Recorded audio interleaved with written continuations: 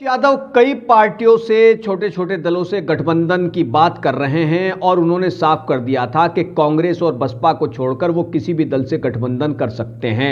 लेकिन यहां एक पार्टी ऐसी है कि जिससे अखिलेश यादव किनारा करते नजर आते हैं, वो है MIM. MIM chief Asaduddin Owaisi कई बार ये बात कह चुके हैं और वो इशारा भी दे चुके हैं कि वो समाजवादी पार्टी से गठबंधन के लिए तैयार हैं। अभी कुछ दिन पहले भीम आर्मी से भी उनकी बात हुई थी अखिलेश यादव की। और अब जहां तक ओवैसी की बात है तो ओवैसी की पार्टी के प्रवक्ता आसिम वकार ने सामने आकर के कहा था कि अखिलेश यादव हमें कितनी सीटें देना चाहते हैं वो इस पर बात करें। और उन्होंने ये भी कहा था कि किसी दूसरे से बात करने की ज़रूरत नहीं है कि बीच में किसी को रखकर बात किया जाए।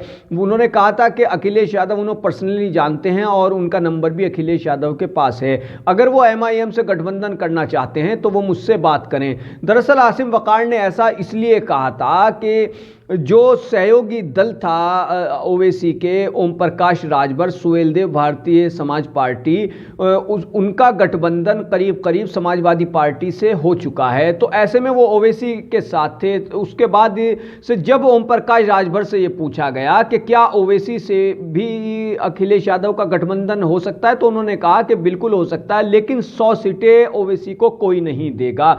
दरअसल असदुद्दीन ओवैसी यूपी में 100 सीटों पर चुनाव लड़ने की बात कर चुके हैं। 100 सीटों पर वो अपनी पार्टी एमआईएम के उम्मीदवार उतारेंगे।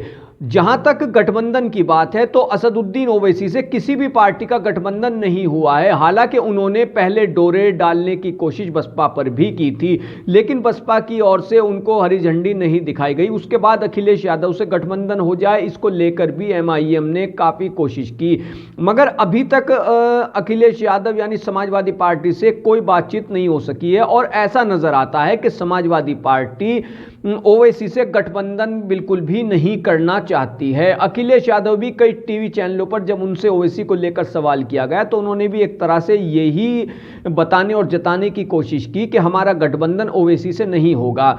अगर हम इसकी बात करें कि ऐसा क्यों होगा, तो इसकी एक बड़ी वजह यह है कि अखिलेश यादव अगर ओवैसी से गठबंधन कर लेते हैं तो कहीं उनकी पार्टी पर जो तुष्टीकरण के आरोप लगते हैं, मुस्लिम तुष्टीकरण के, उसमें और ज्यादा इजाफा ना हो जाए और इसका चुनाव में उनको नुकसान उठाना पड़े। इसी को मद्देनजर रखते हुए अखिलेश यादव ओवैसी से किसी भी तरह का गठबंधन करने के फेवर में नहीं है। वो नहीं चाहते कि असदुद्दीन ओवैसी से समाजवादी पार्टी का गठबंधन हो और फिर मुस्लिम तुष्टीकरण के आरोप विपक्षी दल लगाएं, जिससे समाजवादी पार्टी को आने वाले समय में और नुकसान हो। इसलिए वो इसकी कोशिश में नहीं है।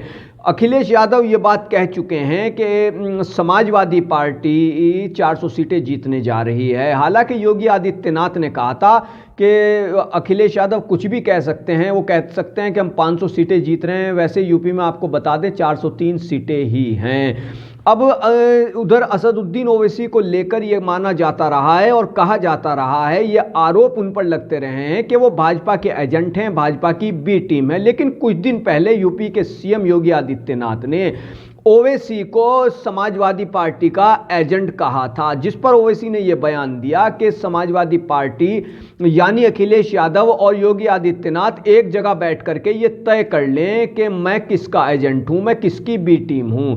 तो